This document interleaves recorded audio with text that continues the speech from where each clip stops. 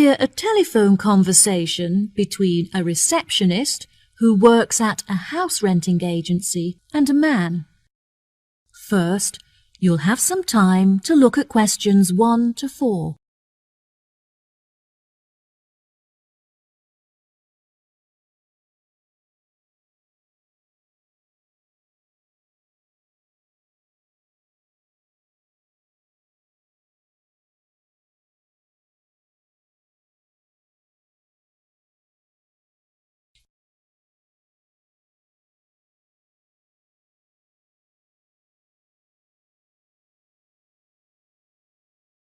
Listen carefully and answer questions 1 to 4.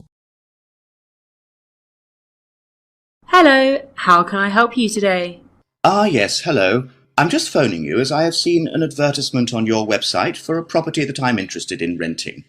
If possible, I'd like to find out some more information before I organise a viewing. No problem at all. What is the address of the property that you'd like to inquire about? It's 21 North Avenue. Okay, what is it that you'd like to know?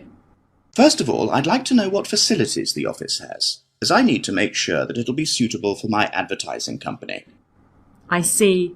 The office contains a large open-plan space with a wide frontage onto a busy street with lots of passers-by, so your business would have a really good street presence.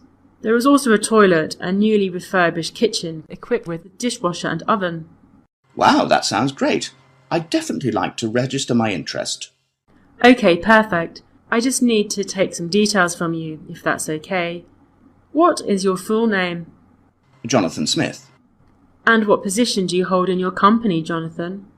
Until recently I was sales manager. However, I've recently been promoted to regional manager, so I'll be in charge of running our new office. Can I ask where the office is located? Yes, of course. It's located downtown, just around the corner from Royal Square Shopping Centre. That's a bit too far out of the centre for my liking. I'd much prefer to be located in close proximity to the station. Do you have any property located in that vicinity? It would help me to narrow down the results if you could tell me how many employees you intend to have working in the office.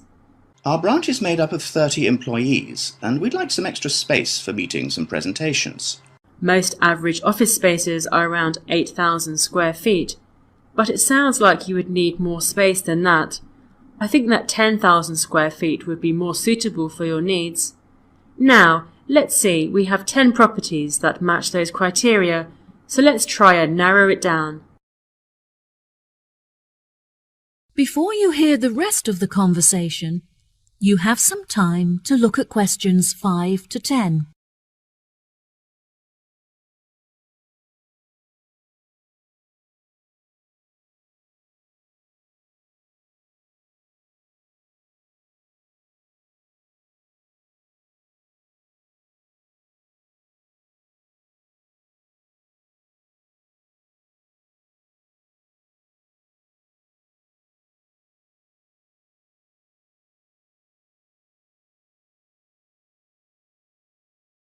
Now listen and answer questions 5 to 10.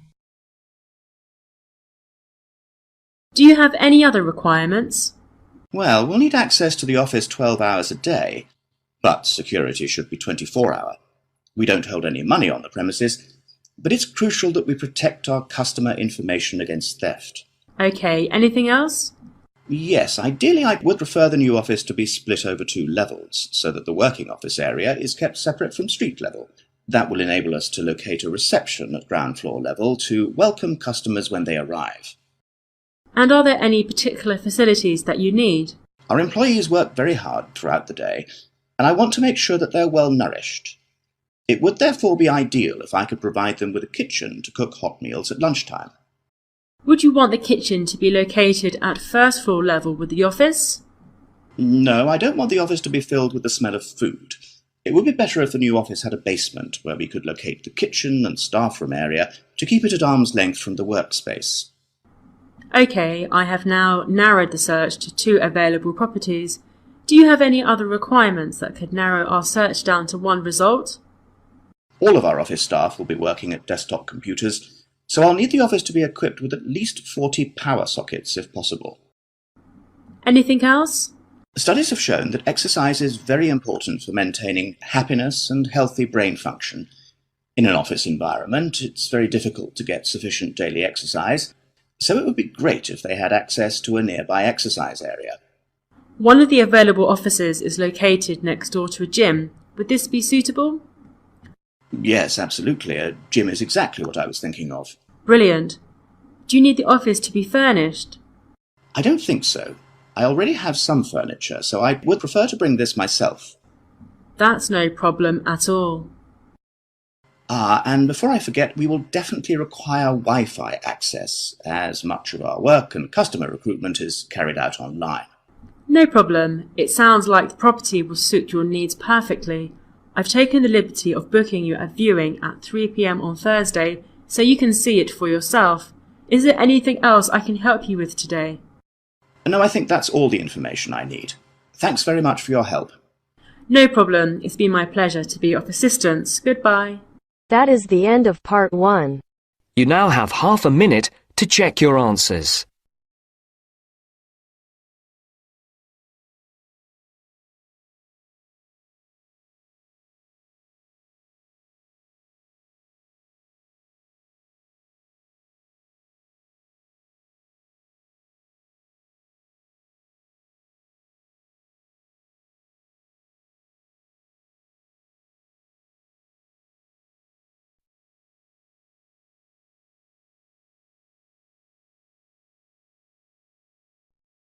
Now turns to part 2.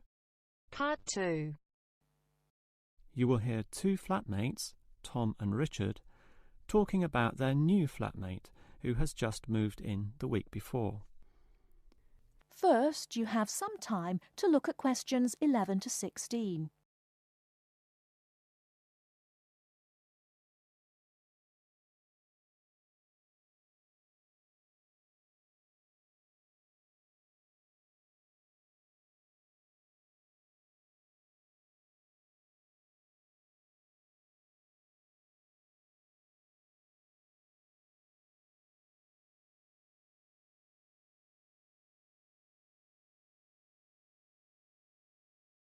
Now, listen carefully and answer questions 11 to 16.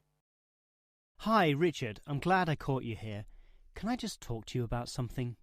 Our new flatmate, Anders, is not quite what I had hoped. I was wondering if you shared my concerns about some of his behaviour. Yes, Tom, I know what you mean, but we can't be entirely negative. He has good points. I mean, at least he's quiet.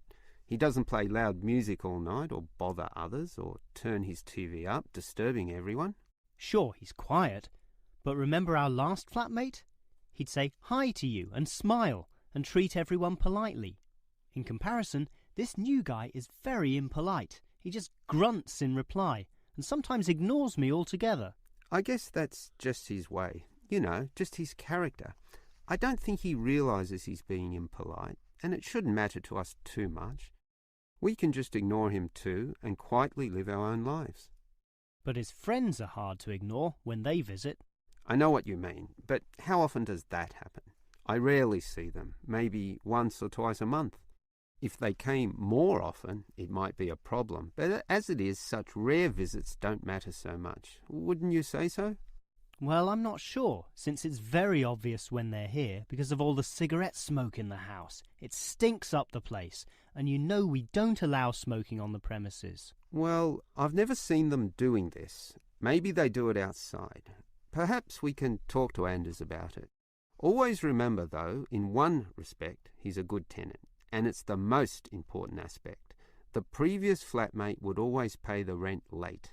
I know what you're going to say. This guy pays promptly.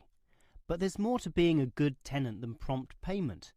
I mean, you need to turn off the TV, clean up your dishes, dress respectably, be polite, and so on.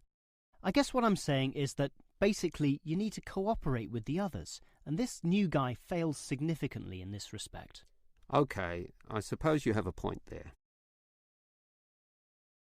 Before you hear the rest of the talk, you have some time to look at questions 17 to 20.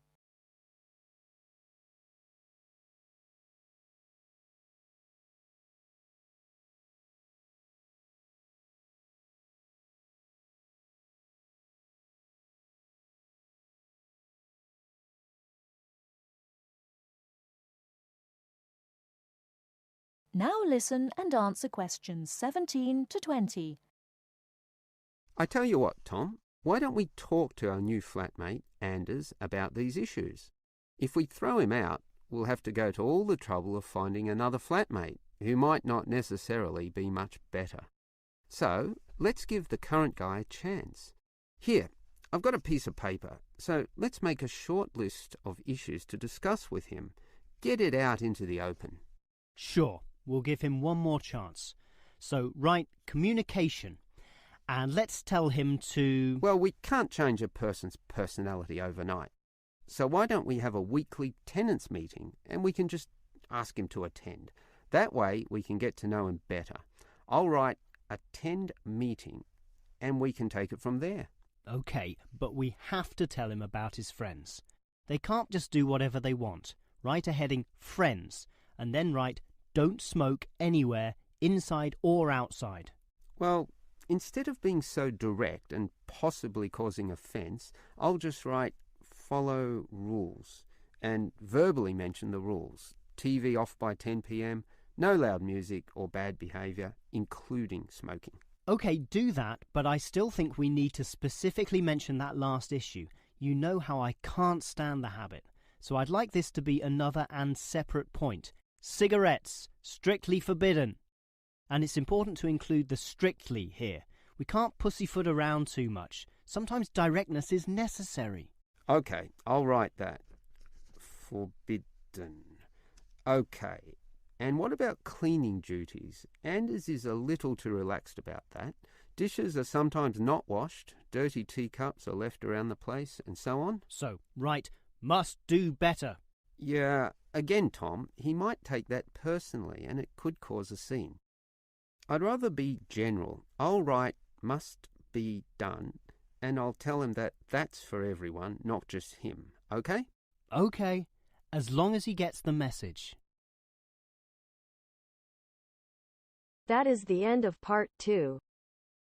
You now have half a minute to check your answers.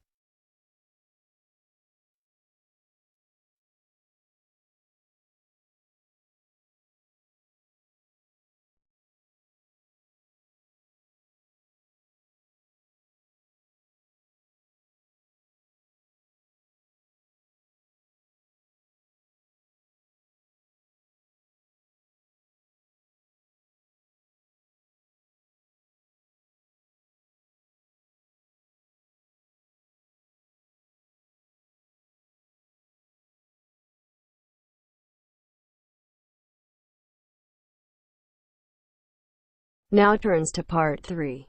Part 3.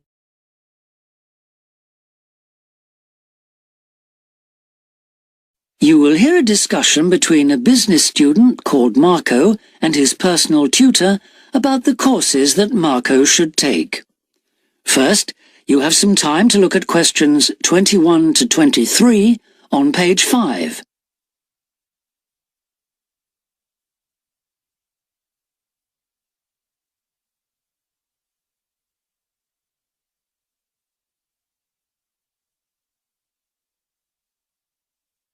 Now listen carefully and answer questions 21 to 23. Hi, Marco. Come in. Thanks. I've got a bit stuck trying to select courses for next semester. Could you help me, please? Of course. Sit down. Oh. First of all, most people just go for the areas of business that they're interested in, but even if something doesn't look very stimulating, it's important that you can use it once you get a job. It's not much good choosing areas that aren't going to be helpful later on. Right.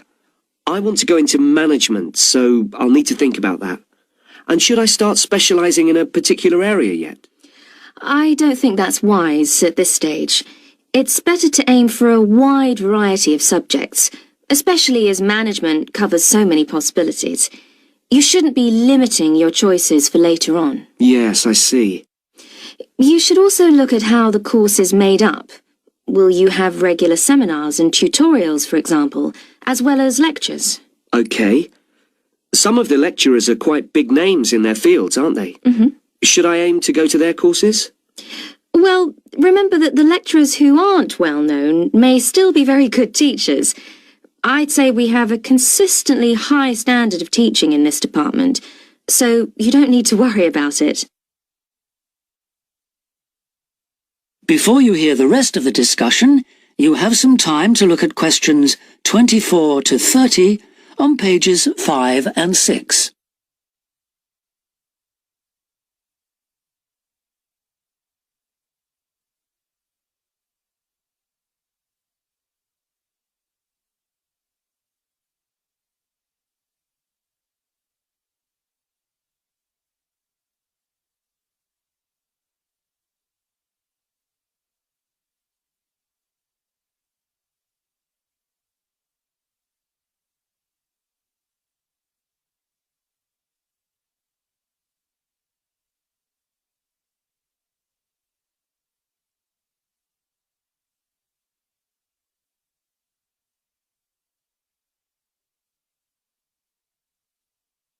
Now listen and answer questions 24 to 30.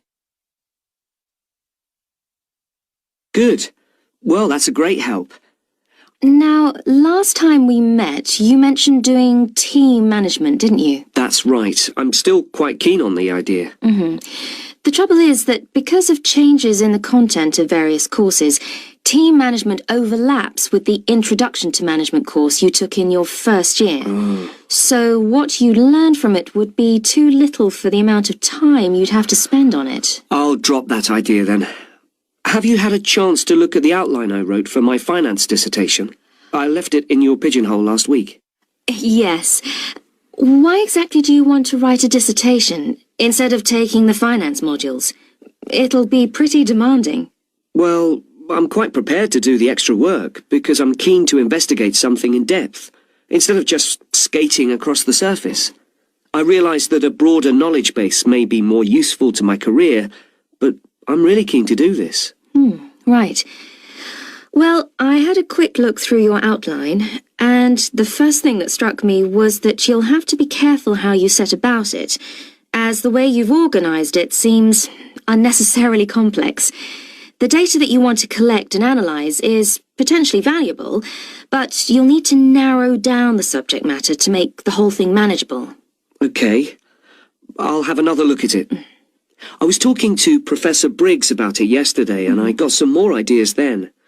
For part of the dissertation, I was thinking of trying to persuade finance managers from 3 or 4 companies to let me ask them about their company finances. If not, I think I'll have to change to another topic. Well, go ahead then. I could give you some names. Thanks. Now, let's talk about practicalities. Your dissertation must be finalised by the end of May, so you should aim to finish the first draft by the end of March. Is that feasible? Yes, it shouldn't be a problem. I'll need to register for the dissertation, won't I? Is that with the registrar's department? No, it's internal to this department, so you just need to let the secretary know. Do that as soon as you're sure you're going to write the dissertation. Okay. Then, to analyse your statistics, you're going to need some suitable software. If I were you, I'd drop into the computer office and ask them for a copy. Right. So, if I revise my outline...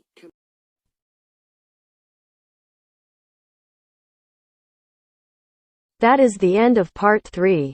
You now have half a minute to check your answers.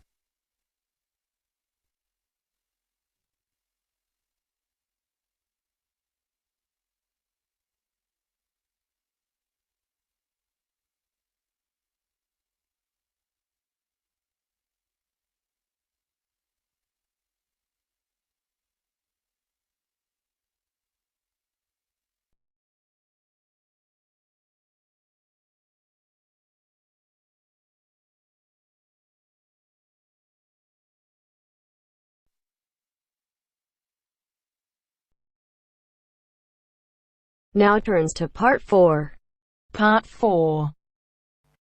First, you have some time to look at questions 31 to 40.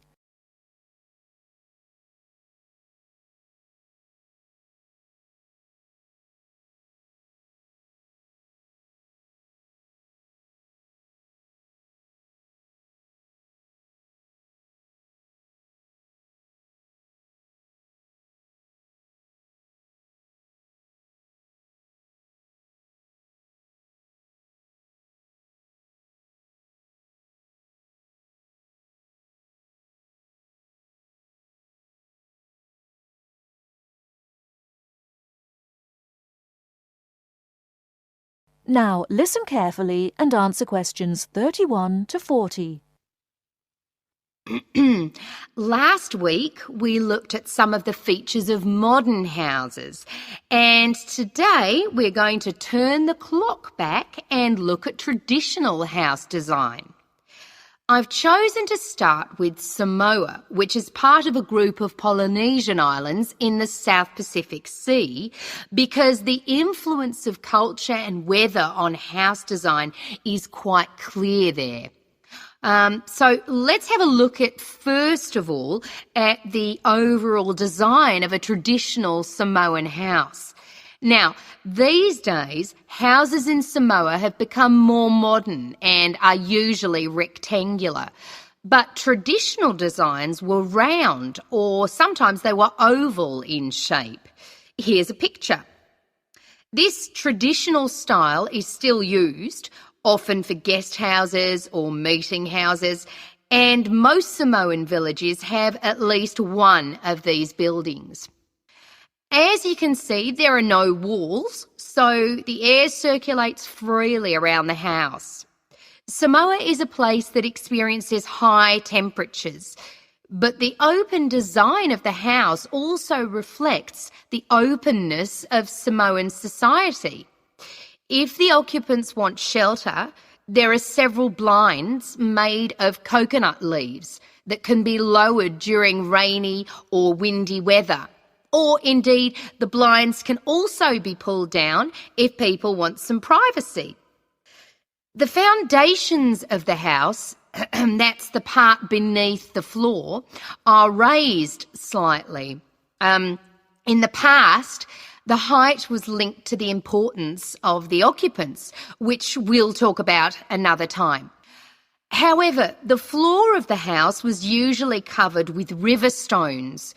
Today, we have a range of methods for balancing the temperature inside a building, but the stones on the floor of a Samoan home are ideal for cooling the building on hot days.